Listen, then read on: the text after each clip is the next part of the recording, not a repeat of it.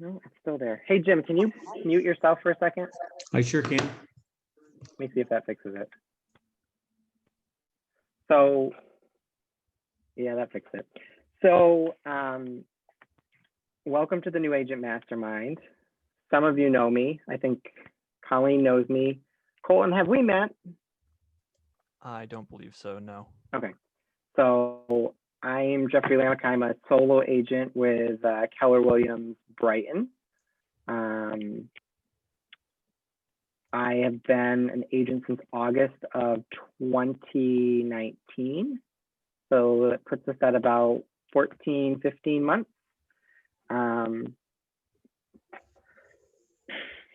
I had a career in medicine before this. I managed about 100 employees and decided that it was time to not manage 100 employees. And Strong came and bought our practice from the doctors who were retiring, and here I am. So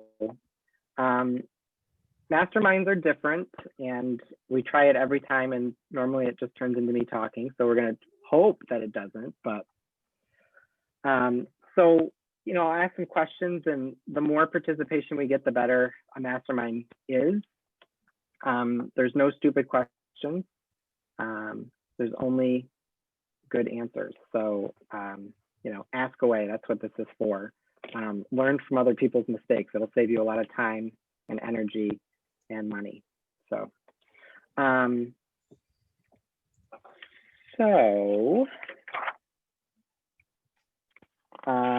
and Ron, because you were on the last call. Jen, why don't you tell me the best thing that's happened to you since our last call? I have good questions this week or month. Best thing since wait, so the last call, has it been a month? Yeah. Then I had 2 listings since then, and that was fantastic and exciting, and I was very pleased with how both of them went. Okay. So one was Sherwood in Walworth, Macedon, Gananda. Yeah.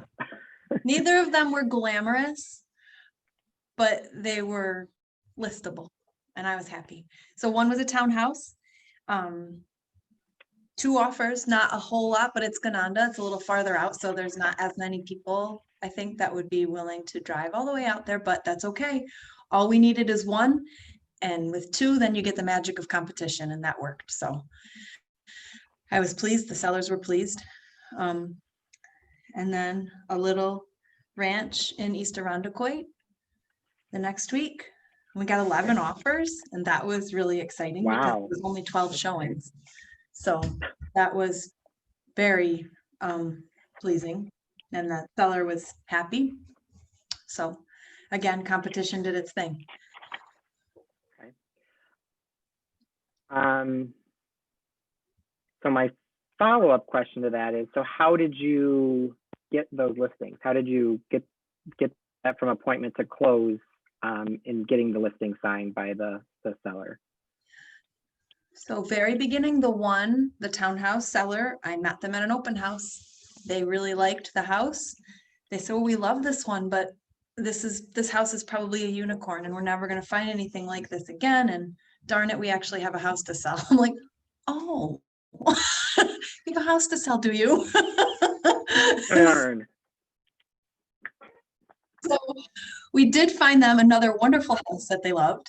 And then they happened to be in the fortunate situation of being able to buy non-contingent. So they could qualify to buy that home that they loved, the next one, not the one that I met them at. And then we went ahead and listed their townhouse after that. So from an open house, you know, just I love that way of meeting people and making contact with people in the real estate market. The second one was met somebody at a bar. I mean, that sounds worse than it was. It really was just a friendly conversation. I was friends with the bartender. He was also friends with the bartender, and the conversation just sort of went from there. And it was nice. It was never awkward or strange. He just was like, okay, yeah, let's do this. He had a house to sell. So It's funny how easy it is, although Colleen and Colton and Ron, who's driving, I don't think I know you either. It's funny that you probably think that's crazy, that happens, but I sold a house to a girl at Subway just because I was like, hey, do you guys know anybody who needs to buy a house? And she was like, yeah, me and my boyfriend. Like, whoa. She was like, why? I said, because I'm a real estate agent. She was like, oh, we need a real estate agent. And we like talked right over the counter at Subway.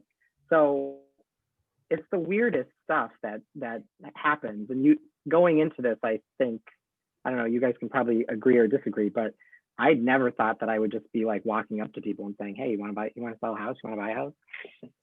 But people respond. So It's true. I think that to us, we're like, this is a huge decision. This is a huge undertaking to sell or buy a house. There's so many components and things. And like, why would they trust me? But like, I think that's exactly why when someone asks them, hey, do you need this service? They're like, yeah, and I don't know where to begin and I don't know how to find somebody. So exactly. I think it actually presents them with the opportunity to address a need that they were aware of, but didn't even know where to begin with solving it. Yep. Absolutely. So Ron Stevens, what's the best thing that happened to you since our last call? Okay, so my listing in Rush sold. We had multiple offers, 3 offers, Okay. over ask, so that was a good thing. And I'm still trying to get that set of my clients there into their other house. That closing's been delayed, so there's some issues there. Then out of the blue, I got a call from one of my golfing buddies and said, hey, we're looking for a vacation home, 3-season. Can you help us out? So I'm going to go show one tomorrow. Then I've got my other buyer is closing on time, will be next Friday. So got a few deals in the works in no time. I know both of you are very close to being kicked out of the launch program. Yeah. It's the only time you want to get kicked out of a program. Right. Bittersweet.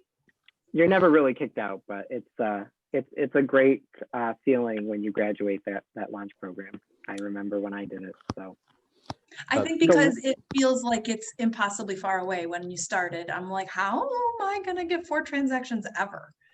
Right. And then all of a sudden I'm like, oh, it happened. Exactly. Yeah, mine was like all of a sudden Noelle sent me the email and I was like, oh, like, I mean, I knew it was coming, but it was like, oh, it's here. Oh, okay, great. So, so you had your golfing buddy. How was your other listing? How did you get your other listing? So my other listing was my first set of buyers that trusted me to help them find a house in Honeoye Falls. And I didn't think I'd ever find a house that met all their criteria. And all of a sudden one just popped up and we went after it. That was my first offer. We got that first offer accepted. So that was incredible to begin with. And then they were able to buy non-contingent, and then we got their house in the market, got it ready. Took a little bit of time to get it ready, to get it on the market. So that was my listing. So was that your listing in Honeoye Falls? No, that was somebody else's listing in Honeoye Falls. Okay. My buyers bought in Honeoye Oh, Falls. right. Yeah, that's right. And then they sold, and they had a unique house. It was 5 acres. You know, Jeffrey helped me price it a bit. We ended up with, I think it was priced pretty fairly. I do have to tell you a quick story on that, though. It was funny. So we had like, I don't know, 13 or 15 showings, plus we had probably 20 some at the 2 opens I held, one on Thursday night and one on Saturday. We reviewed offers on Sunday, but the very first showing, I get the feedback on showing time, and the feedback was a 1 out of 5 for the property. It was horrible. It was whatever. I mean, it was like, are you kidding me? It's the property is beautiful, and I didn't know where the agent was coming from. So I reached out to the agent. I said, hey, could you explain some of your comments on your feedback? And she said, well, yeah, she was working with, turns out she was working with an investor that anything with 5 acres or over an acre in Rush is like $400,000 to $600,000. Right. So she was working with an investor that was looking to come in, put $20,000, $30,000, and then flip it within 5 years and make a lot of money. And he's like, wow, it needs a complete kitchen. It needs this, it needs that. So I'm like, okay, I don't feel so bad. I think it was priced okay. And then she came back with a second text and said, yeah, on hindsight, yeah, you weren't overpriced. You were appropriately priced. I'm like, You were just overpriced for an investor, which we're all overpriced for investors, basically. exactly. Exactly. So, did that sell over asking? Yes. Yeah. Nice. So, Jen, you talked about open houses. Ron, you then listed a house and had an open house. Did you find more traction on a Thursday night versus the Sunday, or was it pretty even I had a one on Thursday, one on Saturday, and for Saturday? we had 15 people through on Thursday night, Oh, and only had 9 through on Saturday. so someone else said that to me recently, that they did a Twilight open house and they had more traffic then than over the weekend. You Hey, guys- Jeffrey, can I chime Yeah. in? Yeah, please. We've done, we call them twilight open houses. Right. But in the last 2 months, we've done, I don't know, 5 or 6. Tremendous traffic. You know, we do them from like 5 to 7. And yeah, we get more traffic than if it were on a weekend. So So why do you think that's the case? Because before Well- COVID, it was like the opposite. yeah, I think some of it is because of the market. And, you know, buyers have got to get in to see that house before they think before somebody else, I guess. Yep. And, you know, plus it gives them the opportunity to, and their agent, to not be going to open houses on a weekend. So, you know, if they can scoot out True. on a Thursday evening at 6 o'clock, you know, I think it works. But doesn't work for all of them, but it's worked for us, really has.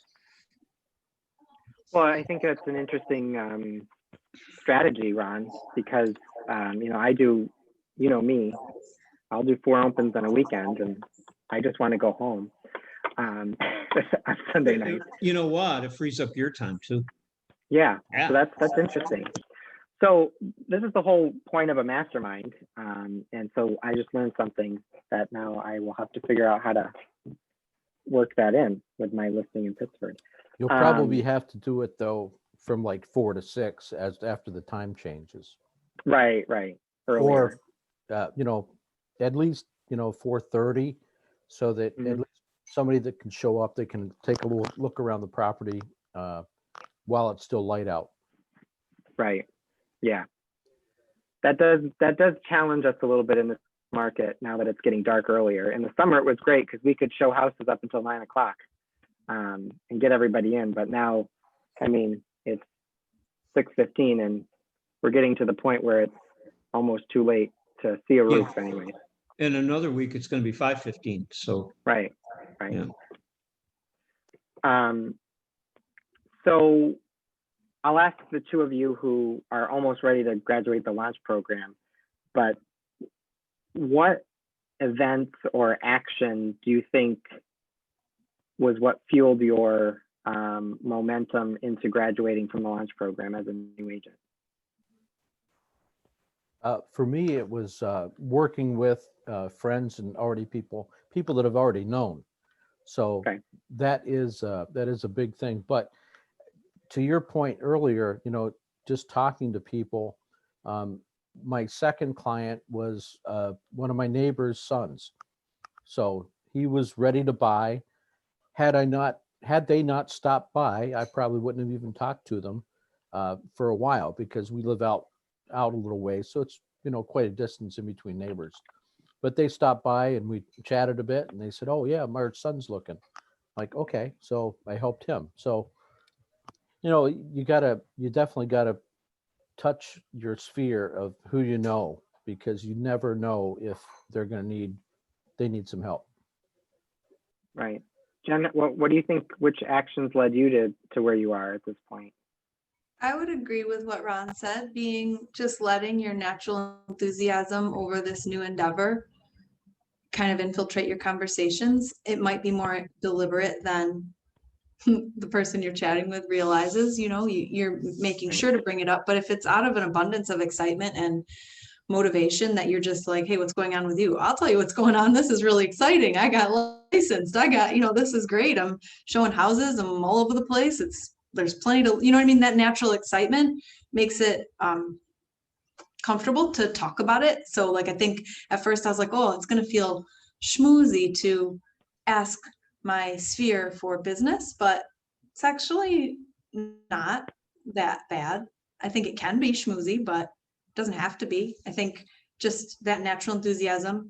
And then also my sphere is not that big. Like some people have like a huge network of people they all grew up with and they've just known each other for decades. I don't have that here. So people, I think just finding ways to meet people. If it's going to restaurants by myself so that I talk to people there, open houses. There's like I'm gonna try a couple things coming into this season of like, there's like limited networking opportunities, but I'm kind of looking for, I found a couple, but like sort of like charity events or like maybe a prepaid dinner, maybe a wine pairing dinner where you buy the ticket, but it's a set group of people. So I'm going to try some of them are for charity to like raise money for Food Link, things like that. So just finding ways to just be with people. I mean, open houses are ideal because the topic is set real estate, but finding people so I think it's a little bit of each, just whether it's your sphere, people you already know, finding new people to know, finding people interested in real estate, just a little bit of everything, I think, if that makes sense. I don't know if that's Yeah, no, it does make sense, but is there what was the biggest thing that you had to get over to start that action?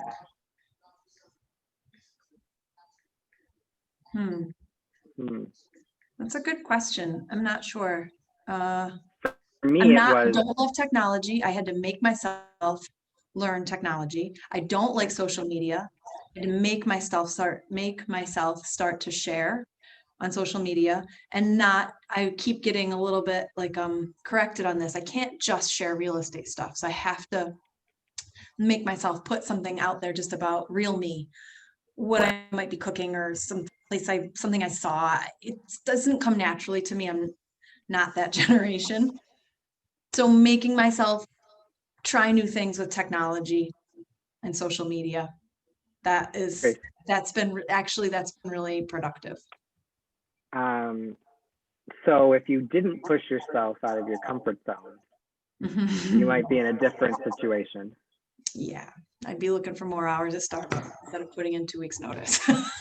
Did you put in your 2 week notice? Yeah, I told him I'm either going to do a leave of absence for a month and then I have the option to come back just in case, or it's the 2 weeks notice. So that's the conversation I had with them today. Oh, congratulations. Thanks. I think that if I can put that time, I mean, my days were too long. In order to keep working there, I was doing the opening shifts. So my day would start, at 4 a.m.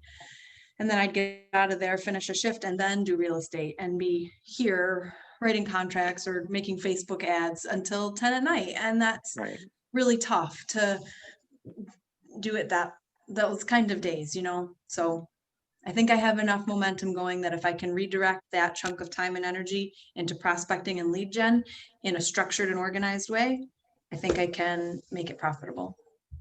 That's a great segue. So what does structuring your lead gen look like? Treating it like a job. Showing up, sitting at the desk, ready, knowing who I'm going to call, knowing what my targets are, what kind of conversations I want to have, treating it like a job. Jim, you'll have to unmute yourself because I muted you, but what does your lead gen time block look like? Okay, well, sorry about that. I got a buyer calling me. So my lead gen time, I'm a creature of habit. So I think you know, I'm in the office every day, no later than 8:30. We script from 8:30 to 9, script and role play, and then hit the phones from 9 to 11 minimum. Just lead Now, gen. is that a team expectation or is that just a you expectation? That's a gym expectation. Good. Who do you script with? With one of our other agents, Mike Doty. Did you meet Mike, the new guy? Yeah, I met Mike, the new guy. Or I have a role play partner in Florida that I get on the phone with. So you can script and role play. You don't have to be in person. You just do it on the phone. So, and the good thing about it is, of course, I'm working with some new agents, but it makes me better. Right. Because I got to be on my game. So it's fun. But yeah, So- I gotta be around people. I can't work from home. I just can't do it. Well, you know me. I was dying to get back here. Exactly. So If I had to hear another one of Sean's conference calls, yeah, it wasn't gonna be pretty. I was zoomed out, I'm like, I can't do this anymore. So we opened back up, obviously. And but yeah, you got to lead gen for sure. But I did want to say, Jennifer, great job. Thank you. God, boy, that's incredible. And Ron, you got some deals going. But Jennifer, what Starbucks did you work at? Because I'm a 12 Corners. Okay. I do like it. I mean, it's mixed feelings. It's a pleasant environment. There are worse jobs to have to do. Oh, sure. Yeah. And we have like great people there. It's a fun environment. So they all know you're in real estate. And I have had some conversations. Yeah. Okay. It's not hard because our customers are awesome and they like know us. And so they'll ask me what's going on. And people started to know I was getting licensed and they're like, how is it? And I'm like, I love it. It's so fun. Do you know anybody? So it's really easy to have that conversation. And some have made the argument I could get some nice leads from there, but in reality, they knew me as a barista first. And almost everybody knows somebody in real estate, and it's not likely that they're going to have their barista list their house. But you know what? I don't mean to take your time, Jeffrey. I apologize. But you know what? A buyer and or a seller has, according to all the data that we see, and Jeffrey can tell you this, they'll buy or sell a home with the last person they talk to. That's true. I guess, the guy I met at the bar was like, sure, let's do this. Exactly. Well, exactly. So it's just a matter of, man, who do you know that's looking to buy or sell a home? That's all. That's all it is. Asked, and I have asked, and there's a couple little leads I can cultivate. Sure. But I've also been afraid that some of the clients that I've been working with, like, what if they come in and they see me there and they're like, what? Why are you wearing a green apron? So what? Real estate agent. As long as you're there for them when they need you, that's all it counts. Yeah.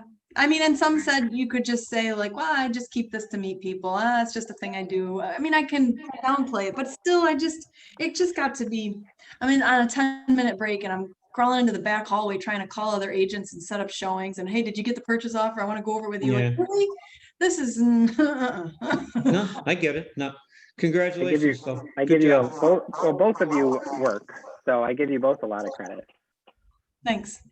To make that happen. So, but what I heard of, why would they want to work with their barista?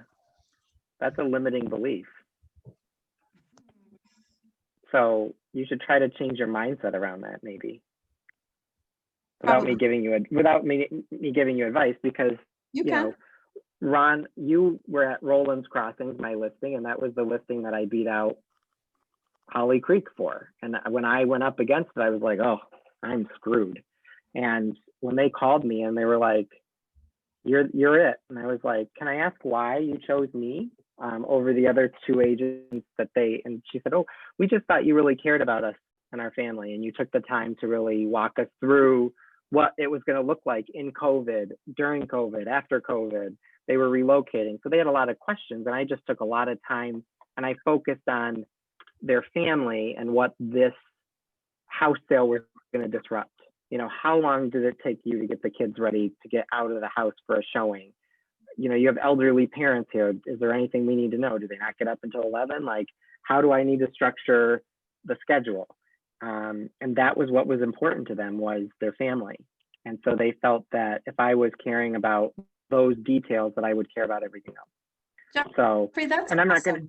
going to say that the other agents didn't do that. I guess my script was, or I was more confident with that script, which comes naturally to me because I had a 15-year career in medicine, and all you deal with is helping and touching and, being empathetic to somebody's situation. So that is, a strength that came with my past career. But yeah, so don't, we all have limiting beliefs. Jim, I think you can probably agree, Ron. I mean, we all second guess ourselves. Oh, do I write that offer the right way? Should I have tried this differently? I mean, we all second guess ourselves. Or did I price this house right? Oh my God, is anybody going to buy it? Those things are natural. But, that's what, the support in the office is for. I mean, Ron, how many people did you talk to with your first offer? 5 of us, I think? Yeah, several. Took the consensus out of 5 agents and decided on how to write your contract. Yep, exactly. So, Can I that's the beauty. just chime in? That is what I love about Keller Williams. Yep. There's so many people that make themselves available to be helpful, and it's very reassuring because there's so much to learn, and it's just such a positive, collaborative environment. Yeah, absolutely. That's the beauty of this whole mastermind that we created in January, and why it was good to, introduce new agents to newer agents and, get you to ask questions. So Colton, Colleen, do you have questions so far that have, come from where we've gotten to? Now, this has been really helpful for me, especially I'm in Gananda. So if anybody needs any help showing houses, I'm in Gananda. So I'm working with my transaction coach on land of 25 acres of land out in Walworth, which I've shown, I think, 5 different times. And I have to go 1,000 feet up into this through the pea pods or whatever it is. And I've got my boots on, but I've really enjoyed it. It's, I'm meeting with some great people, but I do need to do the Facebook thing too. I did, announce myself, but I don't constantly update on Facebook, which I should do every day. You know what's great, guys? If you have like a day that a lot happens, you can schedule those posts to go out throughout the week. It doesn't have to be the meal you're making that night. You made the meal, you're not lying. I mean, so a lot of you guys know I'm pretty active on social media. Most of my stuff is scheduled. Jeffrey, am I friends with you on Facebook? I don't know. I think so. Personally, I don't do a lot, but my business, I'm constantly posting. Although the last couple of weeks, I've been a little lax in that department. Colton, has anything come up that you have questions about? I wouldn't necessarily say questions, but okay. Comments, anything? I have been with Keller Williams for officially just over a week, so just listening to you guys having conversations here, and it's very reassuring, just everything that I know I'm about to go into. Are you at the stage where you don't even know yet what questions you have? Pretty much, yeah. I remember that. I still feel that way sometimes. Isn't that what this mastermind was a few months ago? It was like, okay, anybody? Yeah. It's kind of like, Bueller. But you know what? Get on, Colton, if I can just blah for a second. As many of the Zoom meetings and masterminds, even if it's something where it feels like, oh, this is beyond me, just get on and listen in, because you're going to hear agents talking about how they solve different problems. You're going to hear agents say oh my God, I've never dealt with this before, which is very reassuring. So just get on those as often as you can and listen in. You passively learn quite a bit that way. I think. Yeah, I Ron's definitely nodding an plan awful to. lot. That's all I can do is nod. Yeah. No, I agree. That was one of the best things. I mean, I started right in March after right as everything shut down. So that's all I had was Zoom to get on all the various masterminds, classes, ignites. I mean, you name it. And each time you pick up a little bit more. The offers, just putting in my first offer, that was really key because my clients really wanted that house. And it's like, oh my God, this is my first offer. So I reached out, a lot of people helped me out, and okay, no contingencies, what can we eliminate? Can we do something different for the, inspection? Make sure that, there's nothing that's glaring. So we eliminated as many contingencies as possible and got a good offer in. But without talking to other people, I would have put in probably some kind of a standard contract where, yeah, okay, we need an inspection, we need this, we need that, and our offer probably wouldn't even been considered. So just the more you get on these, and you pick up so much in each of the sessions. Absolutely. So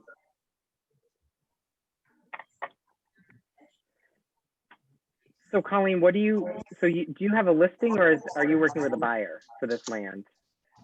I'm working with my transaction coach, which it's her listing. Oh, okay. You're a mentor, you mean? Yes. Who's Okay. your launch coach or launch mentor? Amy. Amy Merrill? Yes. Oh, okay. Yep. Amy Merrill's great. If anybody ever finds She's a good one. foreclosure or a short sale or anything that involves bank owned, Amy really Merrill good. is your girl, Mhm. lady, Yeah. woman. See, learned something already tonight. Yes, she helped me write my first foreclosure offer in Williamson. Okay. He helped me And write it got accepted. Yep. So she's a great resource.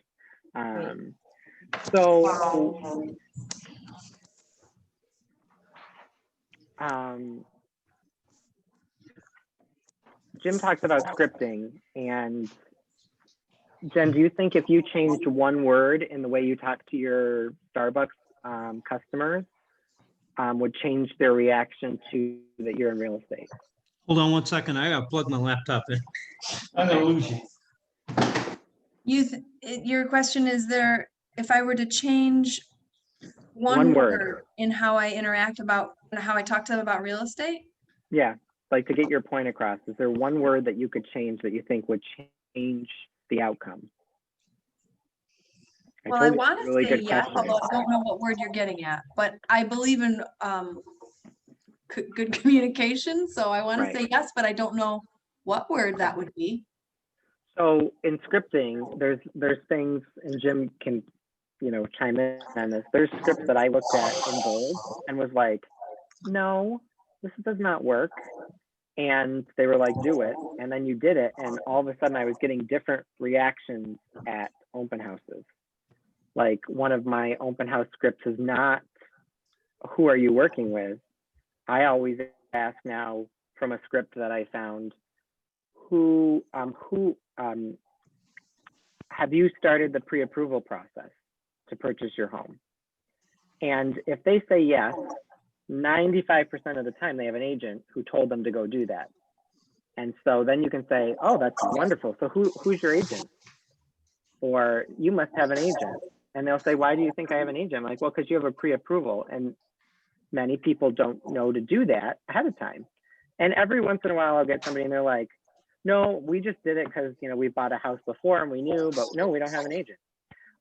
But it gives you, it took some of that pressure, like who you're working with. You have somebody that it didn't put them on the defense just by changing that one word instead of who are you working with, but how is your pre-approval process, or how was your pre-approval process? How did you, were there things that needed to change? I find it comfortable to ask, is anyone helping you with your search? Because if there's not, then they can kind of be like, no, I'm doing this by myself. Like, and Yep. if there is, it's an easy opportunity to say, yeah, I'm good, Yeah, so some of those scripts in Ignite talk about, which is a kind of a spinoff of Bold, but I don't know if you use this one, Jim, when you're really trying to push,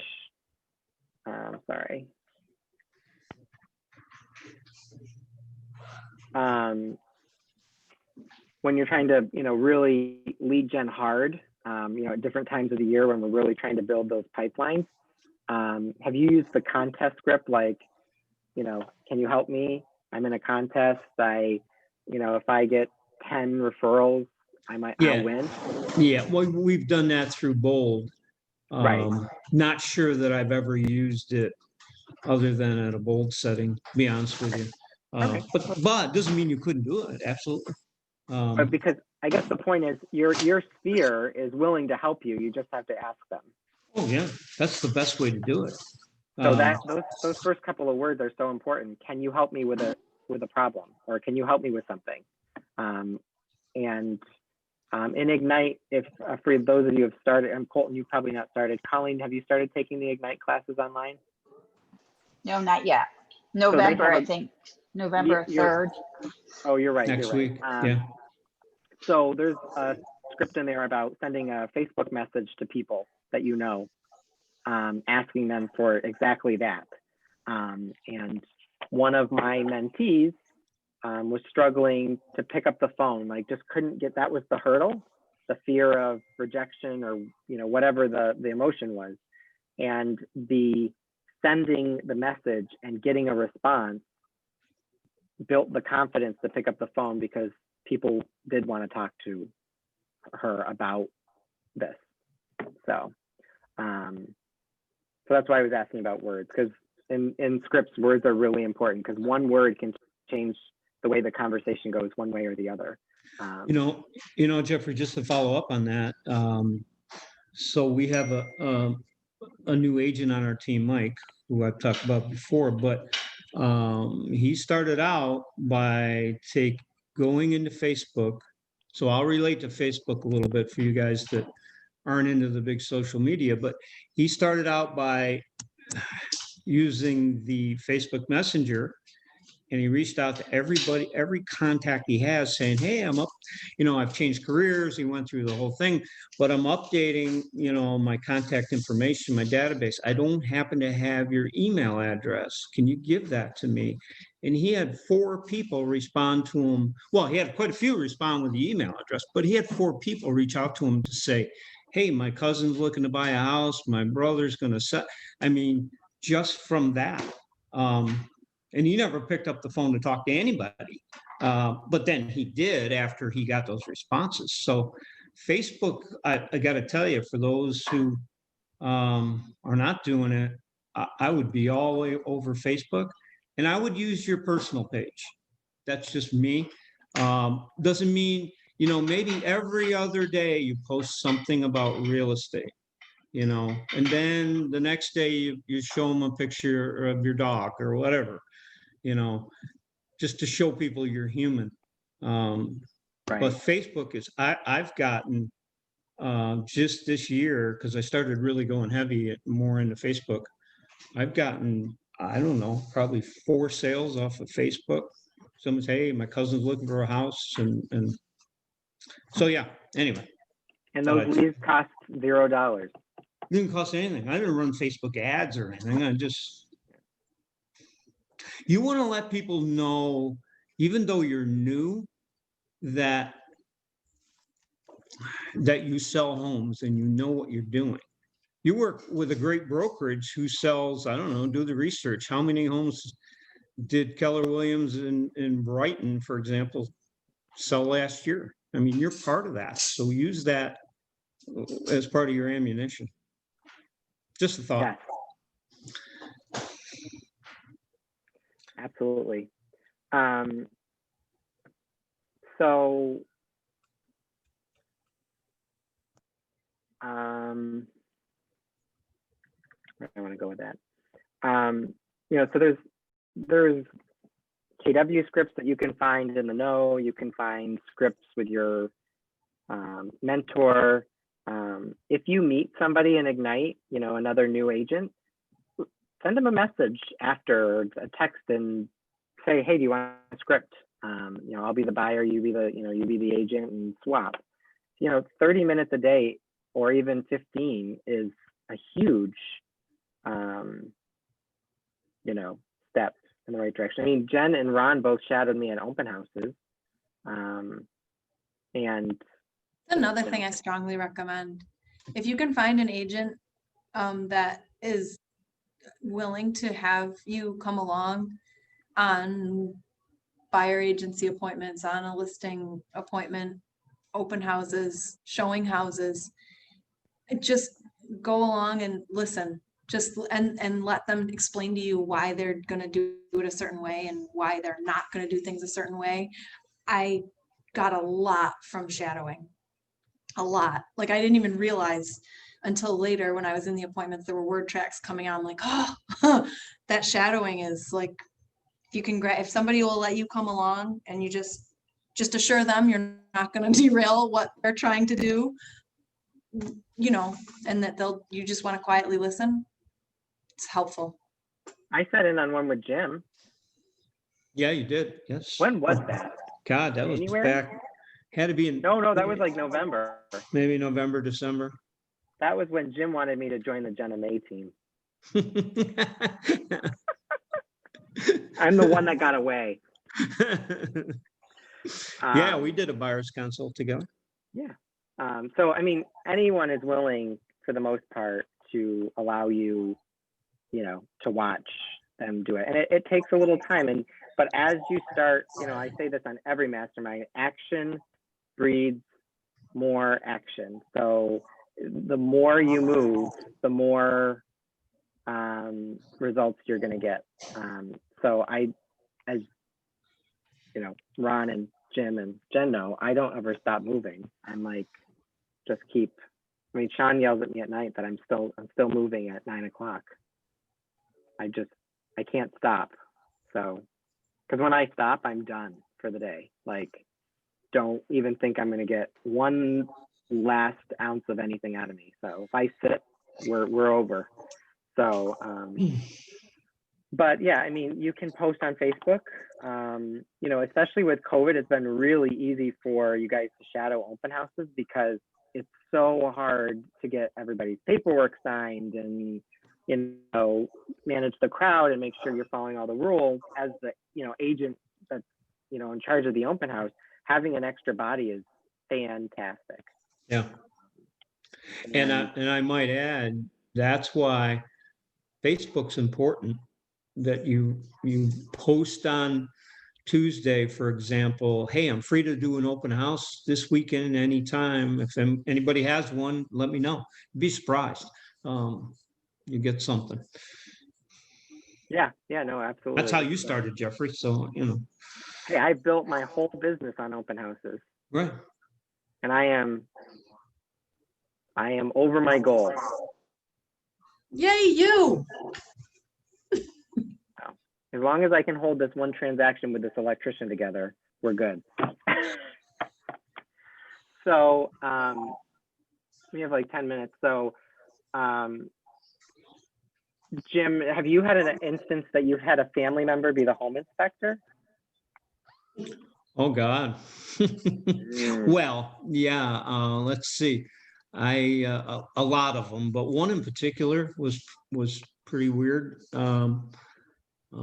We did the home inspection, the inspector's there, and the dad shows up with his boots on, his overalls, and he's got one of those Home Depot buckets, you know, those orange buckets, and it was full of tools. And I'm like, oh my God, no. But it worked out. But yeah, you can run into some problems where you got the mom and dad, especially the dad. Can you talk more about when it worked out? Did you allow him to start taking things apart? Did you get a little bit of assertive? He didn't take anything apart, but because I followed him around to make sure. Well, I talked to the buyer, his son. I pulled him off to the side and I said, look, you can't have your dad be doing anything to jeopardize it. It's okay if he looks around and he listens to the home inspector, but that's why you're paying the home inspector, to give you the report. And because the inspection has to be done by a licensed home inspector. Right. If you're going to do And a home inspection. Yeah. And the inspector has insurance, so if he breaks something, Right. it's not your problem. And Exactly. inspectors don't, if something's not working, they don't try to fix it. No. That's not working. Right, exactly. And then And we it's- ask for that to be repaired by the seller. Yeah, but Yeah. So, so that leads me to when you're in a buyer's presentation, finding the motivation and who is going to be the decision maker is the most important thing you can walk away from, I think. Well, Jim, you're a buyer's agent. Is there anything I'm missing? I think that decision maker is like, once you know that, you know how to build the search and well, yeah, communication style. when you're sitting in front of them, assuming you have both decision makers at the table. Right. So let's assume you do. You can just tell from body language and from conversation who's in charge. Right. So that's that, Jeffrey. That's where you want to kind of direct your conversation. But motivation is critical. Because the first thing you want to ask is, okay, how soon do you want to be in your new home? Right? So if they say, my lease is up December 31st, so by January 1st, they got to be in a new home. Well, where are we? We're November 1st. Okay, Mr. and Mrs. Buyer, we need to start looking for a home, because then I take them through the process. It's a baseball diamond that we have that we can look at, and you're on first base, you're on second base, you're on third base, and you're coming home. That whole process could take up to 60 days. So, you always work your way backwards from when they want to be in the new home. So, and then they might say, well, we're really not sure. We're not in a hurry. Okay, well, you want to narrow that down. So you might say to them, what would it look like if you're not in a new home by Easter? Oh, we got to be in a new home by then. Okay, well, then you work your way backwards again and you start the process. But that's finding their motivation. Right, and that's important. Yeah. So, sometimes you meet at open houses. You'll meet, Susie and her mom, and mom's got a pretty strong opinion. And the question is, who is really making the decision? Is Susie buying the house, or is mom buying the house and Susie's going to live there? Right. And knowing that is incredibly beneficial on how you approach the situation and set expectations. Because mom might have bought a house 40 years ago, and where you only went under the list price and you only paid at the assessed value, and you always got a home inspection, and and the seller just needed to roll out the red carpet to sell their house. Well, that's not the case right now. The buyer has to do the opposite and roll out the red carpet for the seller. So that might be part of that conversation with mom and Susie when you come in for the buyer's presentation of how the market is, and when was the last time you bought a house, mom? Oh wow, you've been in your house 40 years. Wow, did you know the average person only lives in a house like 6 years, 7 years? You're overdue. And kind of make a joke out of it. But you have the baseball diamond. Is that a team thing or a gym thing? It's a team thing, but no one else uses it but me. I love it because I'll tell you what, and I swear, I've had buyers call me up, 2 in particular I can think of. Oh my God, Jim, we're on second base. Meaning we went through home inspection, we've done the appraisal, they're at second base, headed into third. And it just makes me feel just unbelievable that they would remember that. I had a buyer's consultation 2 weeks ago on a Saturday. I actually put it on Facebook if you want to go and look.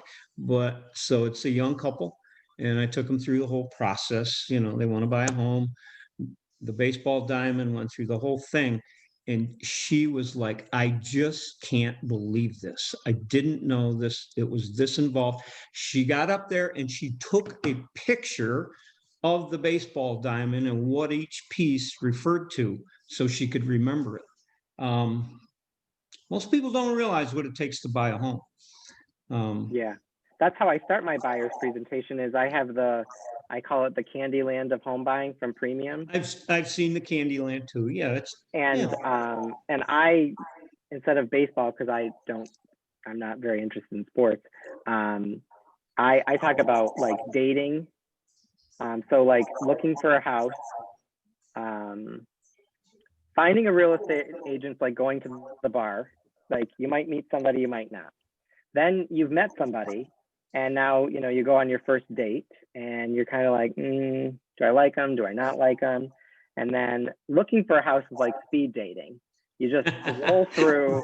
You don't know what you like. You don't know what you don't like, and by the end, you're exhausted. And then we talk about, then you put in an offer, so you're serious, and then you get to mortgage commitment. Now you're getting engaged. That's good. Yeah. I like that. And then I talk about closing is like the wedding.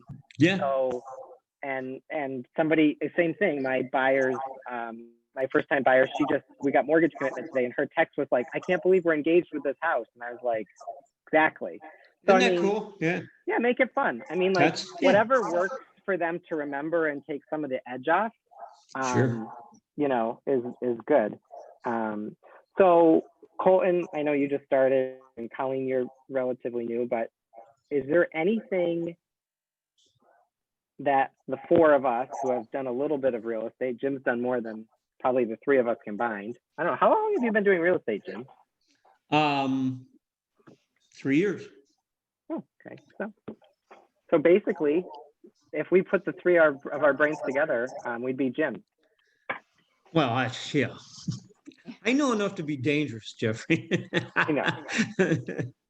So is there any one thing that we could end this call with that would set you in the right direction for success? I like your analogy, your Candyland or dating. I think that's great. Do you have that like in a presentation or? Yeah, you can actually get it once you meet your, if you interview a premium loan rep, they'll brand it to you and to them. Okay. But it looks like that. So it's just cute. And then cute. hold on one second. I'll share what I send them during the transaction. Where is Mindy? I know she's good. There she is.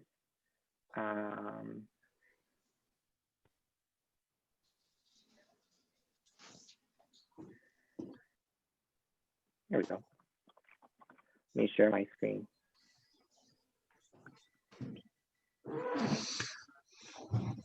Can you see my screen? Yeah. So this is actually in an Excel document, which I got from my mentor. And I just click on the box and change the color. And, the gray means it doesn't apply, and the green is already done. And this is where we are. And I send it every time there's an update, like when we go to the next step. I just pop into their Excel, change the color, move to the next step, change the color, and then I just save it as a PDF and throw it in an email and say, here's your next, this is where you are in the process. Which, as you get busier, and Jim can attest to this, the more proactive you are, the more time you have. Would you agree? Well, absolutely. I mean, I'm blessed to have a client care coordinator that helps handle the process. I mean, once a buyer or seller goes under contract, Maria kind of takes it from there to make sure the attorneys are doing what they're supposed to do in the bank. And I'm still involved, don't get me wrong, but she takes a lot of that off my plate so that I can go sell more houses. Right. Yeah. I don't have a Maria yet. You should get one. Yeah. That's your next step. I think, Jeff, actually, really. actually it is, because I'm at 4 million. So yeah, it's Yeah. it's there. Even part-time, you know. Yeah, so I room with Mary Corcoran, and we've talked about it, but I'm not quite ready to pull the trigger yet. I'm close. So, Go do it. but Because then you'll be at 8 million. well, that sounds really easy, but that's but then again, that's a limiting belief, Jeffrey. Isn't it? We all have them, Jim. I still pinch myself when I come in and look at my board and say, did I really do this? Like, is this really happening? Good job. I But talk about you all the time. I really do. When I talk to new agents and they're like, oh my God, how am I going to do this? And I'm like, let me tell you a story. It's not a story. I mean, it's true, but there's this guy, and this is how he started. And I think it's pretty cool. yeah, I wake up. I was talking to Mark Seawick the other day in the lobby. I hadn't seen him for a while, obviously because of COVID. And, he had asked me how I was doing, and we were talking, and he said, yeah, I still feel like, I grew up where, my parents worked hard, for money, and money wasn't easy. And so, he goes, I still have this fear that I won't have enough. And I said, I wake up every morning, and you can ask Sean, I look at myself in the mirror, and he gets mad at me every morning. And I say, we're gonna be poor. We're gonna have no money. We're gonna be eating cat food, and we'll be living in a trailer park. And there's nothing wrong with living in a trailer park. My sister lives in a trailer park, but that is my worst case, bottom of the barrel fear. And every day I get up and I say, okay, I have to call 15 people, and I have to find an open house, and I've got to touch all my clients, and that's what drives me, is I don't want to not have enough money. So Yeah, I've been like that since a kid too, which is awful. Yeah. My other siblings, they're just like go with the flow, no care in the world. See, I look at it a little differently in that, of course, I need money, don't get me wrong, but I base everything on the number of units that I close. I don't care about the dollars. I really don't. Right. I don't care if it's a $500,000 house or a $50,000 house, because I'm after the units, because I figure the more units I can close, the more people I touch, the more referral business I'm going to get, and it's just going to expand. I talked to a newer agent the other day, and she says, oh, well, my goal is to sell $4 million. Oh, great. So if you sold $400,000 or $500,000 houses, what would you do? Just quit? Right. Well, I might. I said, well, then you're in the wrong business. I mean, but that's how I look. That's how I look at it. It is true, because when you do your goals, it's not, I mean, you might choose your financial goal, but it all comes down to how many homes you think you have to sell, to hit that goal. How many appointments. Yes. I mean, it comes down to it regardless of. Exactly. So it always comes down to units. I focus on the unit, Well, I mean, and look at Anthony Butera. I mean, he's always focused on the units, and his average sale price is lower than some of our new agents, just because he'll sell anything. And look at the success he's had. He's, I think, what, number 3 at the board at this point? Yeah. No, he's probably 2. Probably Holly Creek is 1. I don't know. Anthony's probably 2 or 3. I'm going to run the report right now. But I mean, yeah. So I mean, and I've approached it the same way. I mean, and Jen and Ron have heard this story. My $70,000 land deal in Mexico, New York. That I walked 30 acres in the snow in the middle of hunting season with a big orange jacket on, so I didn't get shot. I mean, turned into like a $700,000 transaction when he sold his home and then bought another one. So I mean, like that little transaction turned into 2 more. Sure. My Sherwood deal, not with Jen, but up the street from where Jen listed. That's their 3rd transaction this year. They just keep buying houses for their daughters and fixing them up. They need to And- have more daughters. That's what I said. Actually, I said which daughter needs to get married and have a couple of kids so we can sell this townhouse and move to the big house. There you go. But Yeah. we, and it's the third transaction in 2020, and they were like, we're just buying one for our daughter Stephanie, and then I brought them a s'more box, which was like a client appreciation gift at Labor Day, dropped it off, and the next day they called and they're like, you know what? We think we want to buy a rental property, which is what we're closing on next week. And, I paid $5 for that s'more box, and it was just enough to keep me in their minds. I'll tell you a quick little story. I don't know if I ever told you this, Jeffrey, but back a year ago when we could door knock, Yeah. I had a listing in Greece, and we were going to do an open house on a Saturday. So Suzanne, who was on our team at the time, and I said, come on, Suzanne, we're going to go door knock that neighborhood. So we door knocked, left some information. Hey, we're going to have an open house Saturday. Stop by. It's your neighbor, yada, yada. So I'm at the open house. This guy comes in. His name is Julio Vasquez. He says, hi, you came to my house the other day. I'm so impressed you did that. But anyway, he came in the house with his wife, and the place was packed. That was before COVID, and they had all kinds of people in the open house. And he says, I just can't believe you came and knocked on everybody's door. I am so impressed. So that was last year. I have sold him, I've sold him 3 homes in the last year, and he's thinking about another investment property. And that was just from knocking on his door. Right. So I'm just hoping and praying things will open up and we can go back to door knocking. So any of you guys want to go door knocking with me? I need some help. She raised her hand, Jennifer. And Ron, there you go. Yeah, because it's fun. You go out, bang It on is door. How fun. you doing? Yeah, Yeah, you do. It's good you to need do it with somebody 2 or because 3 it gets people. lonely. yeah.